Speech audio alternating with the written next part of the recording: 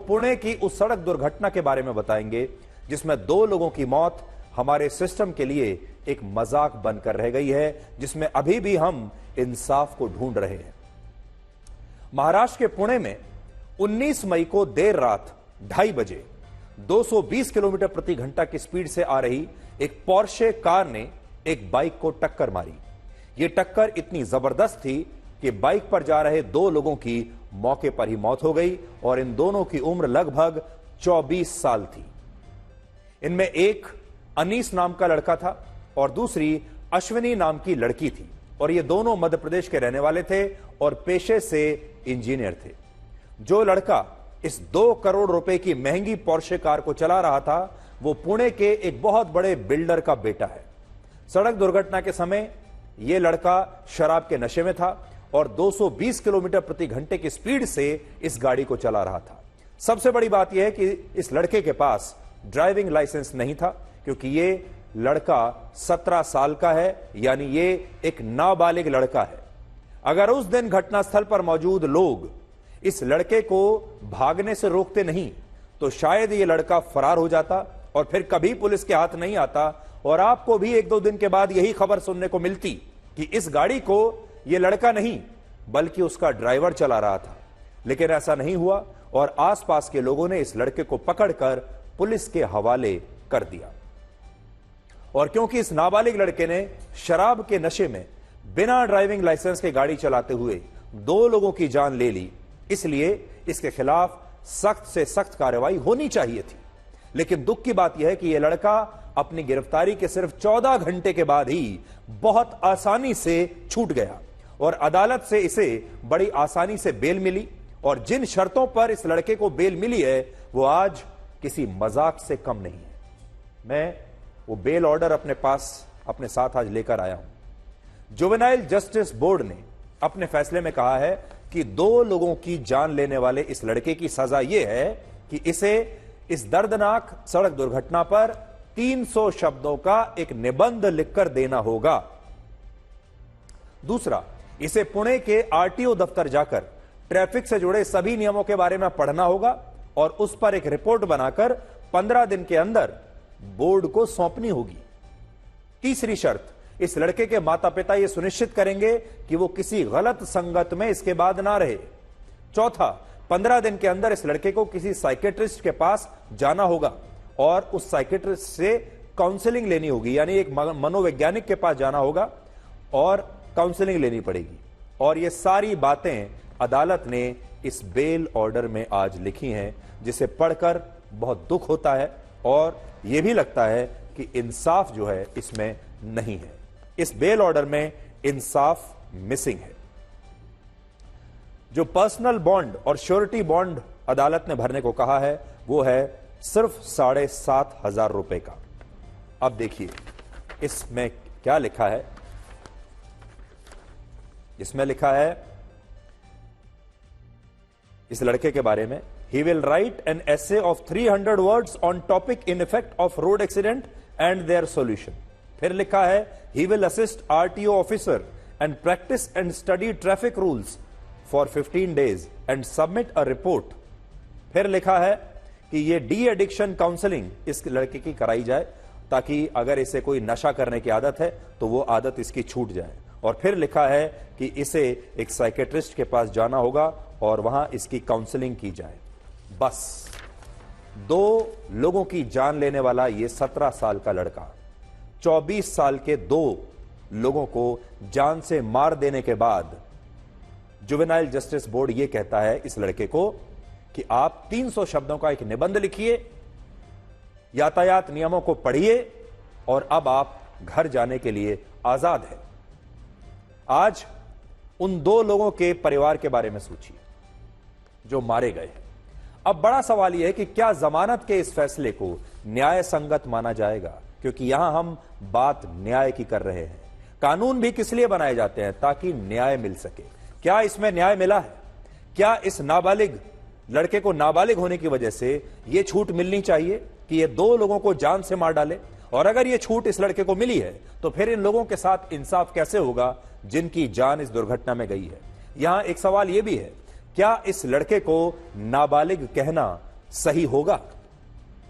आप सोचिए, जो लड़का पब में जाकर देर रात तक शराब पी सकता है, जो लड़का 2 करोड़ रुपए की पोर्शे गाड़ी 250 की स्पीड पर चला सकता है, जो लड़का बिना रजिस्ट्रेशन के, बिना नंबर प्लेट की इस गाड़ी को चला रहा है, क्या आप उसे नाबालिग कह सकते हैं?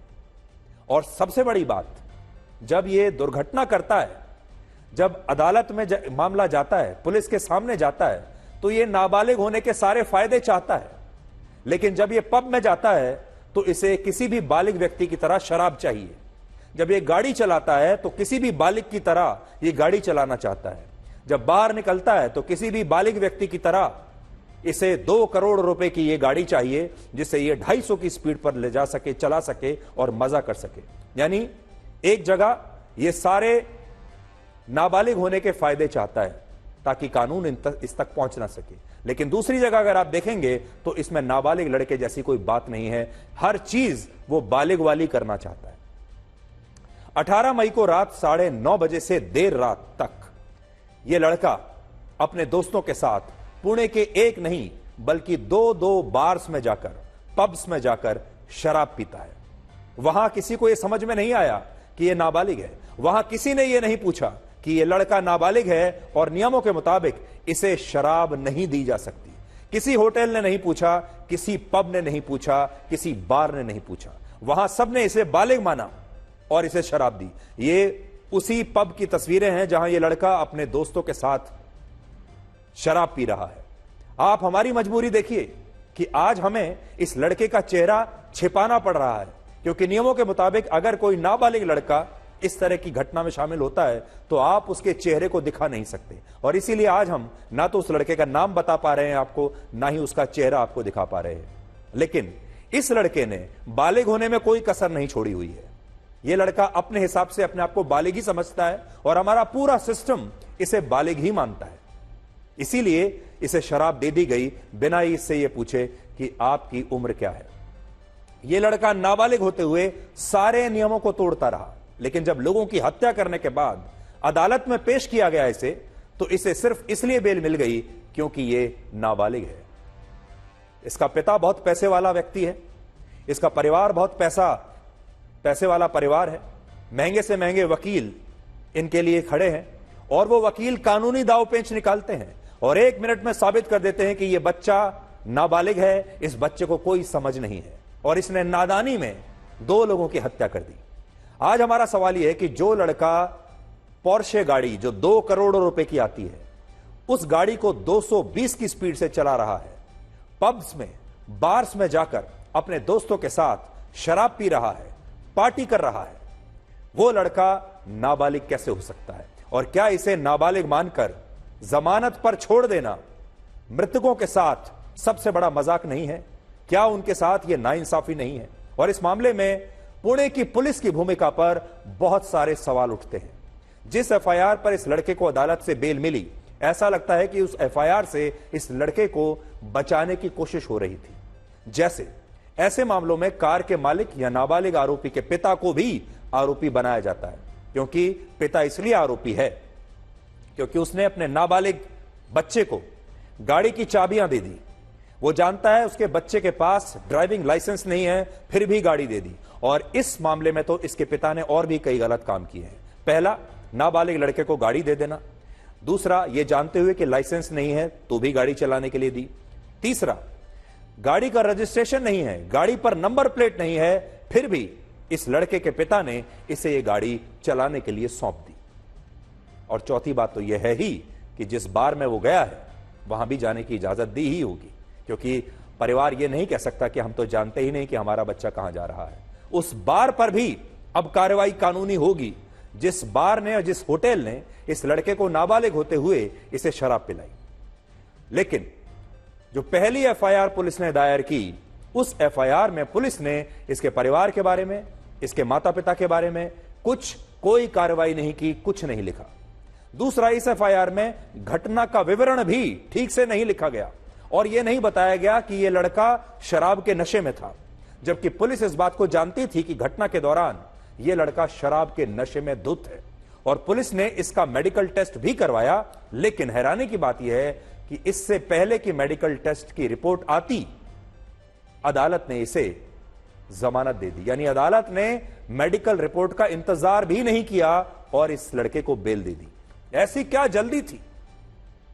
ऐसा लगता है कि लड़के का परिवार, पुलिस और अदालत तीनों ही बड़ी जल्दी में थे कि इसे बेल दे दी जाए। तीसरी बात, जिस पोर्शे कार से यह दुर्घटना हुई उस कार पर कोई नंबर प्लेट नहीं है। इसके बावजूद इस मामले में पुलिस ने अपनी पहली एफआईआर में कोई केस नहीं बनाया। जब पुलिस पर दबाव बढ़ा, देखिए आजकल सोशल मीडिया का जमाना है, कोई बात छुपती नहीं है। अगर कहीं कोई सेटिंग हुई है, कहीं कोई किसी को नाइंसाफी किसी के साथ कर रहा है, तो आज सबसे पहले लोग सोशल मीडिया पर अपनी आवाज उठाते हैं। और आज हमारे जैसे मीडिया की भी यह जिम्मेदारी है कि हम इस नाइंसाफी को देश तक पहुंचाएं। तो जब यह बात फैल गई, लोग सवाल करने लगे, सोशल मीडिया पर यह बात आ गई और पुलिस को यह समझ में आया कि लोगों ने वीडियोस बना लिए हैं, तब पुलिस पर दबाव पड़ा और उस पर आरोपी को बचाने के आरोप लगे। और इसके बाद पुलिस को एक नई एफआईआर दर्ज करनी पड़ी, जिसमें इस लड़के के पिता और होटल में उसे शराब देने वाले मैनेजर और होटल के कर्मचारियों के खिलाफ भी अब एफआईआर दर्ज की गई है। इस एफआईआर में लिखा है कि इस लड़के के पिता ने यह जानते हुए उसे यह पोर्शे कार चलाने के लिए दी कि वो नाबालिग है और वो अपने दोस्तों के साथ पार्टी करने के लिए बाहर जा रहा है। यह एफआईआर असल में पहले दिन दर्ज हो जानी चाहिए थी, लेकिन पुलिस ने यह एफआईआर आरोपी को बेल मिलने के बाद दर्ज की। इससे यह पता चलता है कि इस मामले में दाल में थोड़ा नहीं, बहुत कुछ काला है। और यहां यह सवाल भी उठता है कि यह आरोपी नाबालिग भी है या नहीं। यह भी हम आज कह नहीं सकते कि यह वाकई नाबालिग है या नहीं, या फिर इसे नाबालिग बताकर कानून से बचाने की कोशिश की जा रही है। आप सुनिए इस पर पुलिस का क्या कहना है और जो लोग दुर्घटना के समय वहां पर मौजूद थे उन्होंने क्या बताया है। एक्सीडेंट की घटना में हमने 304 आईपीसी तहत गुना दाखिल किया था। ये जुवेनाइल था, इसलिए हमने कोर्ट को एप्लीकेशन किया था कि परमिशन दी जाए ताकि इसको एडल्ट की तरह ट्राई किया जाए। कोर्ट ने ये परमिशन रिजेक्ट किया था। आज हम उस आदेश के विरुद्ध डिस्ट्रिक्ट कोर्ट में अपील कर रहे हैं और कोर्ट के आदेश के तहत कार्रवाई की जाएगी। जो उसके फादर हैं या जो एस्टैब्लिशमेंट जिसने अंडर एज होने के बावजूद लिकर सर्व किया, उनके विरुद्ध अलग से जुवेनाइल जस्टिस एक्ट के तहत गुना दाखिल की गई है, जिसको क्राइम ब्रांच तपास कर रहा है। हम दोनों प्रकरण को बहुत ही गंभीरता से ले रहे हैं। एवढं तिथनं तो वेस्टर्नचे तिथनं फुल स्पीडने आला होता। ते लोक टू व्हीलरवर युटर्न मारून आहे ना या साईडला जात होते। त्यांनी एवढ्या स्पीडने यांना ठोकलं ना, ती मुलगी अक्षरशः ना वरती उडून खाली पडली होती आणि तो मुलगा डायरेक्ट ती लाल कलरची स्विफ्ट होती ना त्याला धडकला। धडकल्यानंतर तो जागेवर इथं बसला होता, त्याच्या पूर्ण भडकऱ्या बिडकऱ्या काय झालं, त्याला उठताच येत नव्हतं आणि त्याच्या पुढे जाऊन तिथं दुसऱ्या टू व्हीलरवाल्याला त्यांनी ठोकलं, तर तो घसरत तिथं गेला होता आणि त्याच्या पुढे जाऊन ना तिन्ही चारही एअरबॅग सगळे उघडले होते। सगळे मुलं पळत गेले, त्यांना गाडीतून काढलं आणि डायरेक्ट मारायचं चालू केलं। हमारे देश की न्यायिक प्रणाली कहती है कि अगर सड़क दुर्घटनाओं जैसे मामलों में आरोपी नाबालिग है तो अदालत उसे तत्काल बेल दे सकती है। और इस मामले में भी अदालत ने यही देखा कि आरोपी नाबालिग है और इसी वजह से उसे सिर्फ एक छोटा सा 300 शब्दों का निबंध लिखने की सजा देकर जमानत मिल गई। लेकिन आज हमारे देश को इलाहाबाद हाईकोर्ट का एक फैसला भी याद रखना चाहिए। इलाहाबाद हाईकोर्ट ने कहा था, अगर गंभीर मामलों में आरोपी को बेल देने से पीड़ित पक्ष के साथ इंसाफ नहीं होता और अगर मामले की प्रकृति यानी मामले का जो पूरा स्वरूप है वो बहुत ज्यादा संजीदा है, तो फिर ऐसे मामलों में अदालतें नाबालिग आरोपी को बेल देने से इनकार कर सकती हैं। और इस मामले में भी ऐसा हो सकता था, अदालत इनकार कर सकती थी, जुवेनाइल जस्टिस बोर्ड इनकार कर सकता था। लेकिन जुवेनाइल जस्टिस बोर्ड ने इस मामले में आरोपी की मेडिकल रिपोर्ट आने का भी इंतजार नहीं किया और उसे जमानत दे दी। यह भी नहीं देखा कि यह कैसा नाबालिग लड़का है जो शराब पीता है, ये कैसा नाबालिग लड़का है जो 2 करोड़ रुपए की गाड़ी लेकर चलता है, ये कैसा नाबालिग लड़का है जो एक गाड़ी को 220 की स्पीड पर चलाना जानता है, लेकिन फिर भी अपने आप को नाबालिग बताता है, फिर भी अपने आप को नादान बताता है। हम जानते हैं आज चुनाव हुआ है, हम जानते हैं आज वोटिंग हुई है और आज का दिन राजनीति के हिसाब से बहुत बड़ा है, लेकिन ये कुछ ऐसे मुद्दे हैं जो हर परिवार को छूते हैं, जो इस देश के समाज के ऊपर एक टिप्पणी है, जो हमारी न्यायिक व्यवस्था के ऊपर एक टिप्पणी है। और आज सबसे बड़ी बात यह है, वो जो 24 साल के लोग, एक लड़का और एक लड़की मारे गए हैं, आज उनके परिवार को इंसाफ दिलाने का दिन है। इसलिए आज हमने चुनावों से पहले इस खबर को आप तक पहुंचाने के बारे में सोचा, और हमने ये सोचा कि हम इस केस को ऐसे बंद नहीं होने देंगे और हम ये नाइंसाफी होने नहीं देंगे, हम इंसाफ लेकर रहेंगे। और सोचिए, जब पीड़ित परिवारों को, जिनके 2 बच्चे इस दुर्घटना का शिकार हुए, जो मारे गए, जब उन्हें यह पता चला होगा कि उनके बच्चों की जान लेने वाले लड़के को एक निबंध लिखने की सजा पर कोर्ट से जमानत मिल गई। सजा देखिए क्या है, उसे 300 शब्दों का एक निबंध लिखना है। यह सजा है 24 साल के 2 लोगों को जान से मार देने की, और इस निबंध लिखने की सजा पर जमानत मिल गई। तो सोचिए आज उन परिवारों पर क्या बीत रही होगी। और अब आप खुद सुनिए कि इस दुर्घटना में जान गंवाने वाले जो 2 लोग थे, 24 साल का एक लड़का और एक लड़की, उसका परिवार आज क्या कहता है। कानूनन तो उसको जमानत नहीं मिलना थी, और दूसरी बात यह है कि उसके मदर फादर गार्जियंस के ऊपर भी कार्रवाई होना चाहिए कि उसने नाबालिग बच्चों को इतनी बड़ी गाड़ी दे दी। यहाँ मतलब हम लोग भी चलाते, हमारे भी बच्चे हैं, हम नाबालिग बच्चों को 2 व्हीलर नहीं चलाने देते। हाँ, और महाराष्ट्र का मैंने सुना है कि महाराष्ट्र का कानून बहुत सख्त है, लेकिन इतना लचीला कानून होगा मैंने कभी कल्पना नहीं की थी।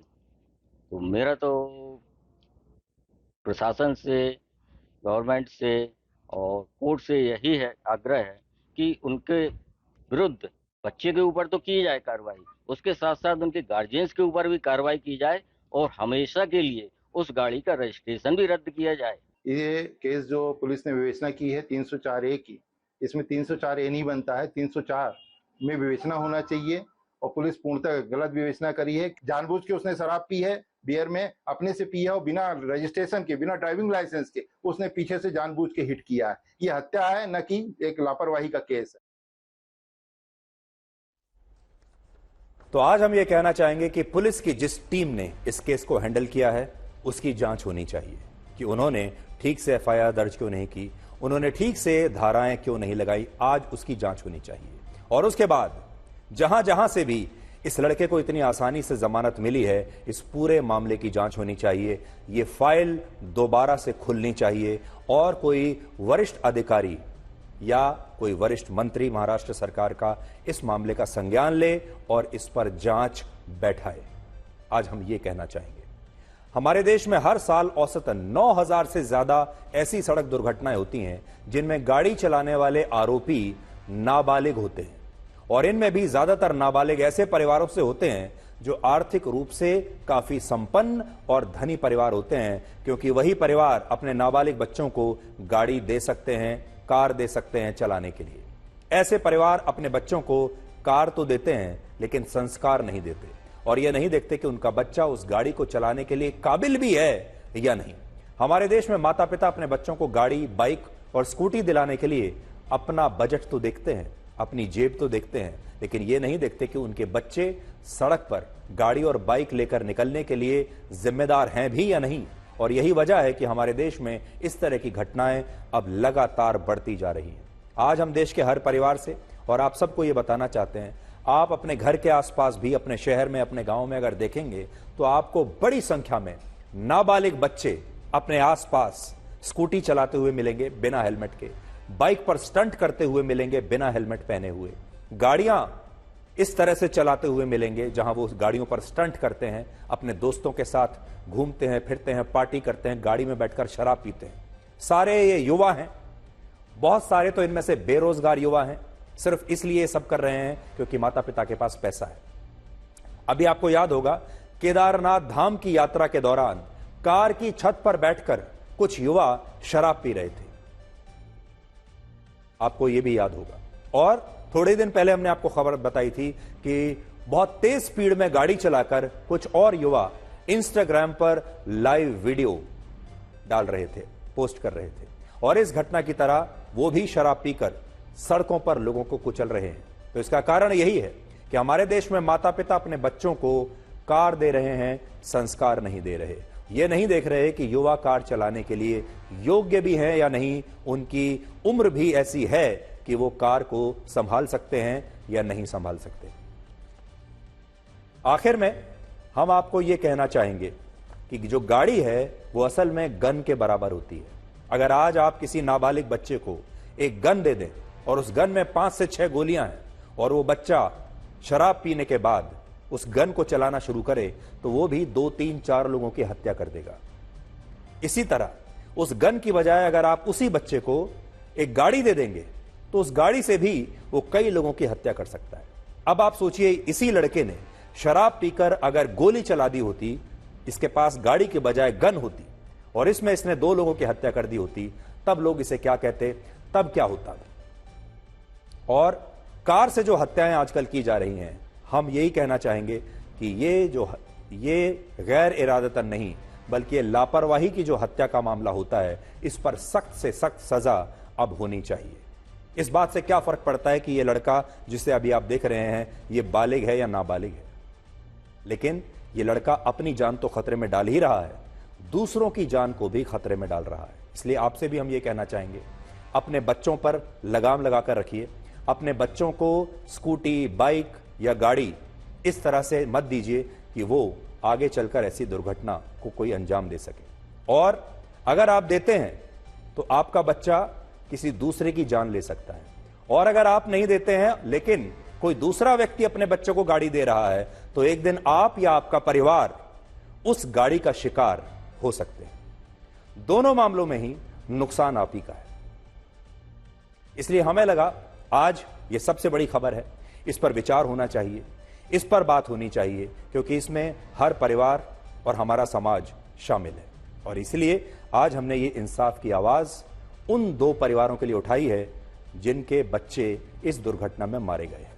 आपसे भी हम ये कहेंगे कि आप भी, आपके पास सोशल मीडिया का दुरुपयोग मत कीजिए, सदुपयोग कीजिए। आपके पास स्मार्टफोन है, आपके पास सोशल मीडिया है, लोगों को इंसाफ दिलाने में, लोगों को जागरूक बनाने में उसका इस्तेमाल कीजिए। इसलिए इस मामले में भी अगर आप चाहते हैं तो आप अपने हिसाब से एक प्रेशर ग्रुप बना सकते हैं और इंसाफ दिला सकते हैं उन 2 परिवारों को। अब हम आपके लिए 5वें चरण के चुनाव का एग्जिट विश्लेषण करेंगे और आपको बताएंगे कि आज की स्थिति में बीजेपी कहां खड़ी है और इंडिया गठबंधन कहां खड़ा है। आज शाम 7 बजे तक 5वें चरण में 6 राज्यों और 2 केंद्र शासित प्रदेशों की कुल मिलाकर 49 लोकसभा सीटों पर 58% वोटिंग हुई है, जो पिछली बार से अभी 4% कम है।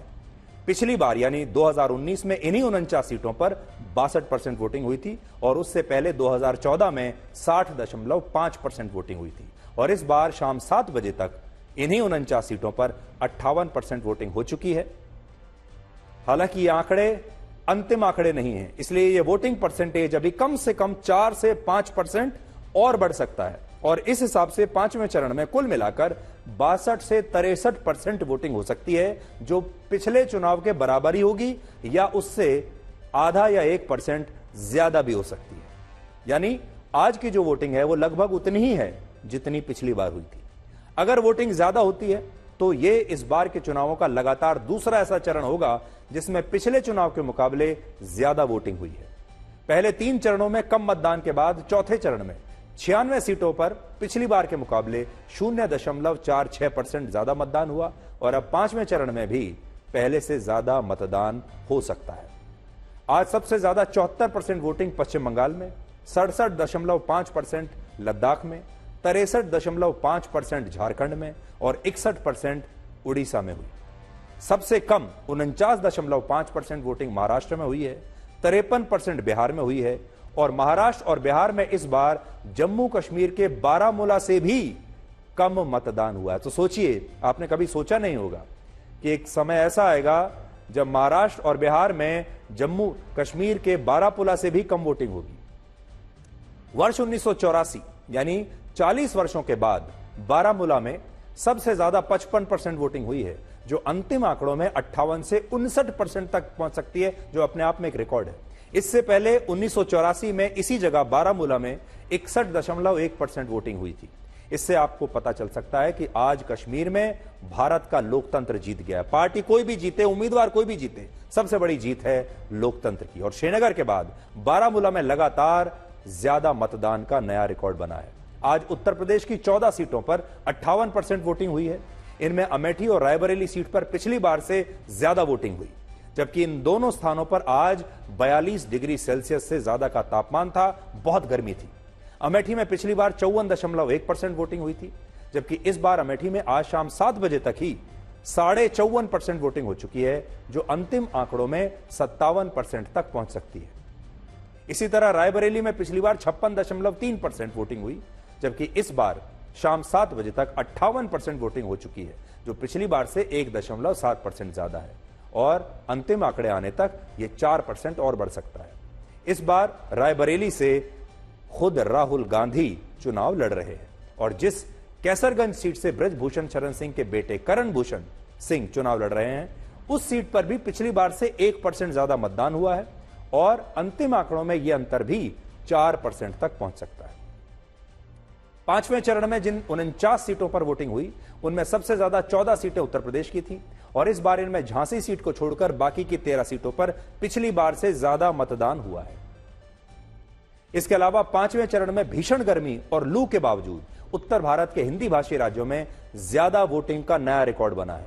उत्तर भारत की 24 सीटों पर 59.5% वोटिंग हुई, जो पिछली बार से 1% ज्यादा है, जबकि पूर्वी भारत में उड़ीसा की 5 और पश्चिम बंगाल की 7 सीटों पर 67.5% वोटिंग हुई है, जो पिछली बार से 10% कम है।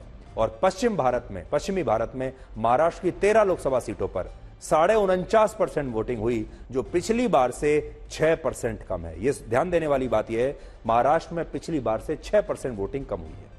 पिछली बार बीजेपी को पांचवें चरण की इस वोटिंग 49 में से 32 सीटें मिली थी। उनमें 14 सीटों पर आज ज्यादा मतदान हुआ है, 23 सीटों पर कम मतदान हुआ है। पिछली बार कांग्रेस पांचवें चरण की 49 सीटों में से सिर्फ एक रायबरेली की सीट पर चुनाव जीती थी और इस बार रायबरेली में पहले के मुकाबले ज्यादा मतदान हुआ है। पांचवें चरण की वोटिंग के बाद देश की 543 में से 427 यानी 79% सीटों पर चुनाव पूरे हो चुके हैं और अब आने वाले 2 चरणों में सिर्फ 115 सीटों पर चुनाव होने हैं। अब तक के चुनावों का विश्लेषण यह है कि जैसे जैसे हमारे देश में गर्मी बढ़ रही है, वैसे वैसे मतदान भी बढ़ता जा रहा है। पहले 3 चरणों में पिछली बार से कम मतदान हुआ, उसके बाद 2 चरणों में पिछली बार से ज्यादा मतदान हुआ। इससे पता चलता है कि चुनावी फिल्म का फर्स्ट हाफ तो काफी स्लो था, लेकिन सेकंड हाफ एक्शन और रोमांच से भरा हुआ है। आज के मतदान का आपका क्या विश्लेषण है? थैंक यू सुधीर जी, मुझे बुलाने के लिए। और आप हर बार मुझसे पूछते हैं और दर्शक भी ये उम्मीद करते हैं कि आज हम बताएंगे कि किसको कितनी सीटें मिलेंगी, और हर बार मुझे मजबूरी में बोलना पड़ता है कि चुनाव आयोग की पाबंदी है कि हम किसी भी प्रकार के आंकड़े और नंबर ना बता सकते हैं, ना दिखा सकते हैं, ना ही उसके बारे में कोई बात कर सकते हैं। तो मैं वापस विनम्रता से सबसे कहूंगा हाथ जोड़ के कि थोड़ा सा और इंतजार कीजिए। आंकड़े के अलावा, नंबर के अलावा आप सेकंड बेस्ट चीज क्या बता सकते हैं हमारे दर्शकों को? अब मैं उसमें आता हूं। जैसे आपने बता दिया कि 427 और एक सूरत की सीट, जिसपे वैसे ही रिजल्ट डिक्लेयर हो चुका है, 428 सीटों के ऊपर ईवीएम में बंद हो चुके हैं मतदान के बाद। अब इसमें बड़ी बात यह है कि अब दक्षिण भारत और पश्चिम भारत का पूरा चुनाव प्रोसेस हर राज्यों में कंप्लीट हो चुका है। अब केवल नॉर्थ यानी उत्तर भारत और पूर्वी भारत में चुनाव बाकी है। उत्तर भारत में मुख्य प्रदेश जो बाकी है अभी, वो बड़े दिलचस्पी रखने वाले हैं, जो कि दिल्ली, हरियाणा, पंजाब, हिमाचल प्रदेश और ऑफ कोर्स उत्तर प्रदेश, और उसमें भी ईस्टर्न उत्तर प्रदेश, पूर्वांचल, बिहार, झारखंड, उड़ीसा और बंगाल। इन राज्यों में अब अगले 6 और 7वें चरण में 115 सीटों पर बाकी है।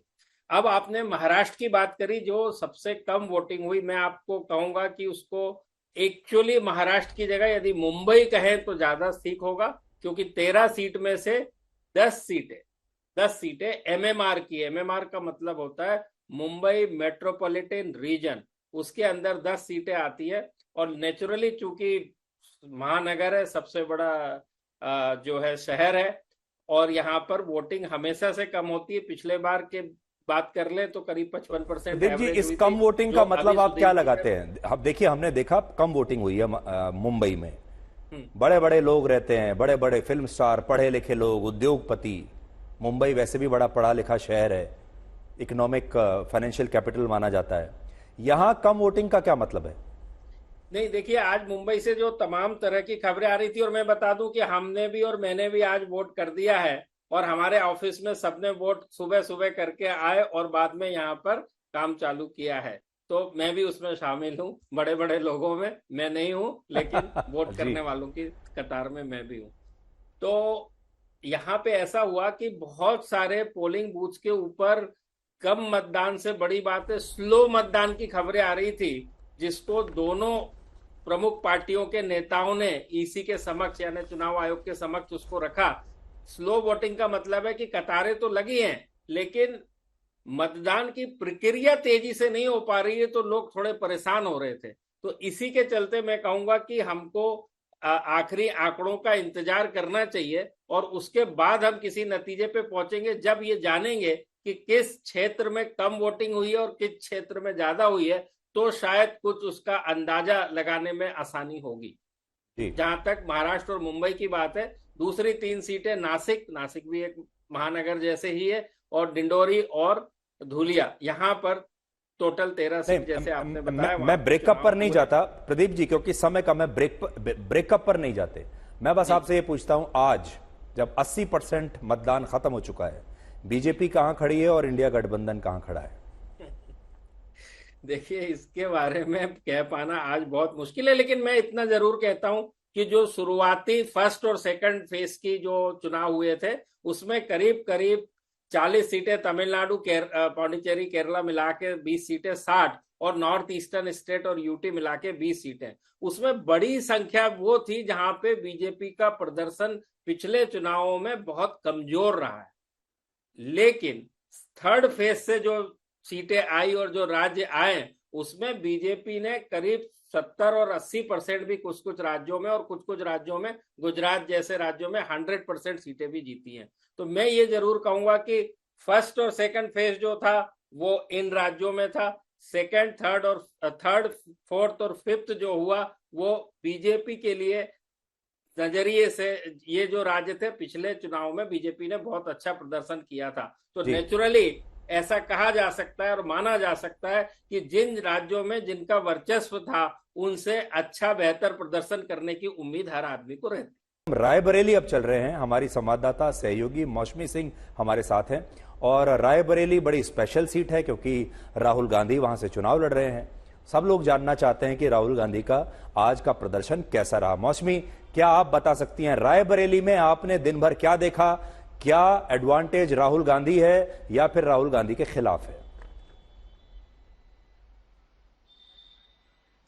देखिए, रायबरेली में सुधीर कई फैक्टर्स काम कर रहे हैं। पहली बार राहुल गांधी रायबरेली से चुनाव लड़ रहे हैं। सोनिया गांधी ने बेहद भावुक स्पीच दी थी और कहा कि मैं अपना बेटा सौंप रही हूँ आपको, आप इसका ख्याल रखिएगा, ये आपका ख्याल रखेगा। तो कुछ भावुक फैक्टर्स भी हैं।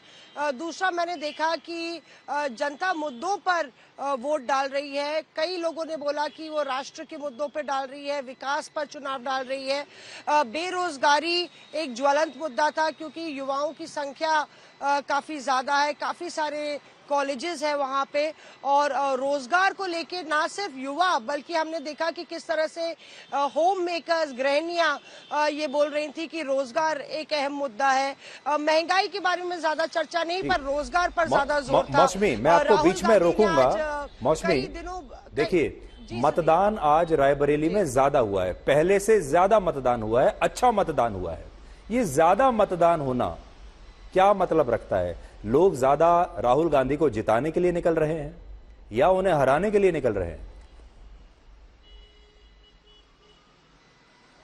देखिए, इसको ऐसे डिकोड कीजिए सुधीर कि लगातार सोनिया गांधी ही 2004 से यहाँ से चुनाव लड़ रही थी और उनका जो विक्ट्री मार्जिन है 2009 में लगभग 72% था, जो रायबरेली का विक्ट्री मार्जिन जब से चुनाव हुए हैं आजादी के बाद से सबसे ज्यादा था। लेकिन उसके बाद से उनका विक्ट्री मार्जिन कम होता रहा। कहीं ना कहीं वोटर्स को भी लगा कि लगातार एक ही कैंडिडेट था और उतने वोटर्स बूथ पे नहीं जा रहे थे। लेकिन आज इस बार कांग्रेस ने एक नया कैंडिडेट दिया है। दूसरी तरफ से बीजेपी ने भी एड़ी चोटी का जोर लगाया। दिनेश प्रताप सिंह एक स्थानीय नेता हैं, उन्होंने बोला कि मुझे खटिया बिनना भी आता है और छपरा छाना भी आता है, मैं यहाँ का लाल हूँ। तो उस तरह से दोनों तरफ से वोटरों को दिलचस्पी थी अपने कैंडिडेट के लिए वोट करने की और यही वजह है कि जो बात आप भी जिक्र कर रहे थे, मैंने देखा कि काफी दिक्कतें वोटरों को झेलनी पड़ी और मैं चुनाव आयोग को भी इसमें अपील करना चाहूंगी। सुधीर, बहुत गर्मी थी, हम लोग भी गर्मी में परेशान थे, ना पंखा है ना बिजली है, वोटर्स को बहुत दिक्कत हो रही थी और कतारें बहुत लंबी थी, कई जगह पानी की भी व्यवस्था नहीं थी। अगर आप मॉडल पोलिंग बूथ को छोड़ दें, एक तरीके से काफी ज्यादा अग्नि परीक्षा वोटर के लिए इस गर्मी में थी और यही वजह है कि वोटिंग की गति भी बहुत धीमी थी। तो ये दिक्कत वोटरों को जरूर आ रही थी। राहुल गांधी, मैं बताना चाह रही थी आपको कि 14 और 19 में मैंने नहीं देखा कि राहुल गांधी अमेठी का दौरा कर रहे हैं बतौर प्रत्याशी, वायनाड भी नहीं आए थे, लेकिन कहीं ना कहीं उनको ये जरूरत आन पड़ी कि वो रायबरेली का आज दिन भर उन्होंने दौरा किया और दो लाइनें, मतलब एक लाइन जो उनकी हमें समझ में आई, जो वीडियो पर भी आई कि धमका रहे हैं, कोई एक वोटर जिक्र कर रहा था, उन्होंने उसको रिपीट कर दिया। तो कहीं ना कहीं राहुल गांधी भी संदेश देने की कोशिश कर रहे थे कि बीजेपी की उम्मीदवार की छवि जो है वो अच्छी नहीं है और मैं यहाँ आपके साथ खड़ा हूँ। जी मौसमी, तो प्रदीप जी कुछ कहना चाहते हैं बीच में। जी प्रदीप जी बताइए। सुधीर जी, रायबरेली और अमेठी के संदर्भ में कुछ विश्लेषण करना चाहता हूँ, बहुत छोटा सा है जी। हम ये सब जानते हैं कांग्रेस की ये ट्रेडिशनल सीटें रही हैं, लेकिन इस बार कांग्रेस की मुझे एक रणनीति समझ में नहीं आई। उन्होंने ट्रिपल बैकफुट किया, ट्रिपल बैकफुट। जब आप किसी भी जंग या बैटल में जाते हैं, अखाड़े में जाते हैं, तो आपको फ्रंट फुट पे खेलना होता है यदि आपको जीत हासिल करनी है। कैसे 3 बैकफुट किए, मैं बड़े एक सेंटेंस में बता देता हूँ। सबसे पहले तो सोनिया जी ने रायबरेली से अपने आप को विड्रॉल किया और वो राज्यसभा के रास्ते से संसद में चली गई। वो एक पहला बैकफुट था जो आपने अपने आप को विड्रॉल। दूसरा बैकफुट था कि अमेठी से, जो पिछली बार राहुल गांधी हारे चुनाव, उन्होंने अपने आप को विड्रॉल किया और उन्होंने अपने आप को रायबरेली में डाल दिया। ये दूसरा बैकफुट। तीसरा बैकफुट, जब प्रियंका गांधी ये सब मानते हैं कि काफी अच्छा कुछ दखलंदाजी रखती हैं और कुछ अंतर पैदा कर पाने की स्थिति में है, सबका ऐसा कहना है, खासकर उत्तर प्रदेश के अंदर, तो होता ये, यदि वो वाकई में असर डालना चाहती हैं तो उनको अमेठी से या रायबरेली से चुनाव लड़ना चाहिए था। उन्होंने तो भी आप ये कहेंगे कि ये एक रॉन्ग मैसेजिंग है, ये रॉन्ग मैसेजिंग है कांग्रेस की तरफ से? बिल्कुल ये रॉन्ग मैसेजिंग है। मैसेजिंग वो होती है जो ममता बनर्जी शुभेंदु अधिकारी के गढ़ में जाके वहां पे चुनाव लड़ती हैं, चुनाव भले ही हार जाती हैं, लेकिन पूरा का पूरा राज्य जो है 2/3 मेजॉरिटी से भी ज्यादा बंगाल के अंदर। जी प्रदीप जी, आपने बहुत ऐसा करीब हिस्ट्री में हर जगह आप ये पाएंगे। लेकिन इसीलिए बड़ी इंपॉर्टेंट बात कही है। बिल्कुल, ये ट्रिपल बैकफुट वाली जो बात है, मुझे लग रहा है कि ये दर्शकों को एक नई चीज, नई थ्योरी आज मिली है। या मौसमी, जल्दी से 30 सेकंड में बताइए। हाँ, मैं 30 सेकंड में कह रही हूँ, जो प्रदीप जी को लग रहा है कि ट्रिपल बैकफुट है, ये भी हो सकता है कि कांग्रेस को लग रहा हो कि ट्रिपल फ्रंट फुट है। एक तो सोनिया गांधी का खुद ट्रैक्शन कम हो रहा था, वो कंट्रीब्यूट नहीं कर पा रही थी रायबरेली में।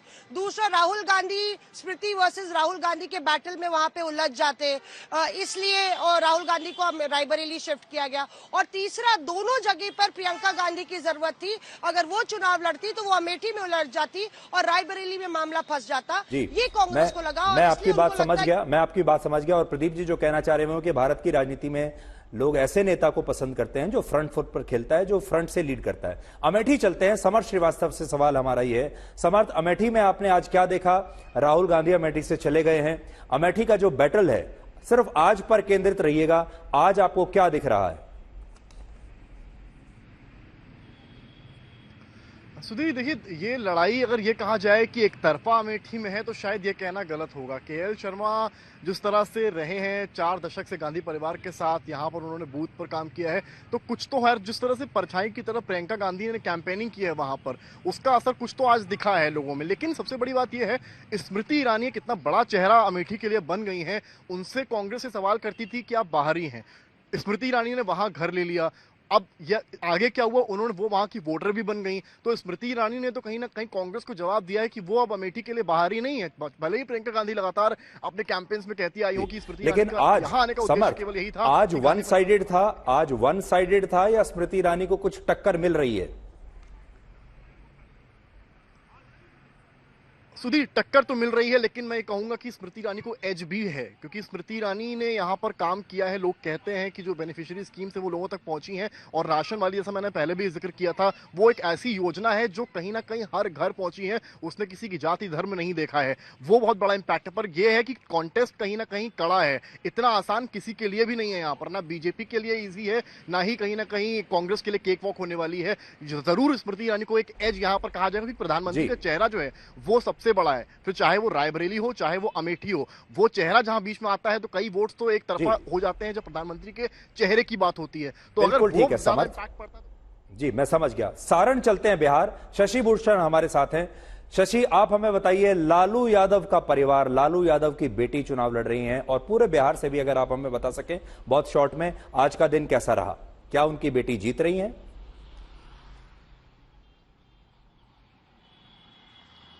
नहीं, फैसला तो सुधीर जी 4 जून को सामने आएगा। जो ईवीएम में किस्मत है कैद हो चुकी है। हाँ, लालू परिवार ने अपनी तरफ से कोई कोर कसर नहीं छोड़ी है, क्योंकि उनके लिए और उनके परिवार के लिए ये अस्तित्व की लड़ाई वाली और आखिरी लड़ाई वाली स्थिति है। आपको भी मालूम है कि 2009 में लालू यादव आखिरी दफे जीते थे यहाँ से चुनाव, और 2013 में उनकी संसद सदस्यता चली गई थी घोटाला मामले में। शशि, सब कुछ हमें सब कुछ पता है। आप आज का बताइए, आज आपको क्या दिख रहा है? पूरे दिन आप थे वहां पर, वोटिंग बूथ पर आप गए, क्या जोर दिखाई दे रहा है आपको इंडिया गठबंधन का, लालू यादव का, उनके परिवार का? नहीं, मुकाबला तो कड़ा है सुधीर जी, इससे इंकार नहीं किया जा सकता है। थोड़ा काम बीजेपी का ज्यादा आसान हो गया रहता अगर जो मौजूदा सांसद हैं उन्होंने सारण के डेवलपमेंट के लिए बहुत सारी चीजें अगर की होती तो। लेकिन हाँ, ये हम कह सकते हैं कि अगर वो भी हैं तो वो मोदी की गारंटी के बूते ही हैं। खुद उनसे भी मैंने बात करी थी, राजीव प्रताप रूड़ी से।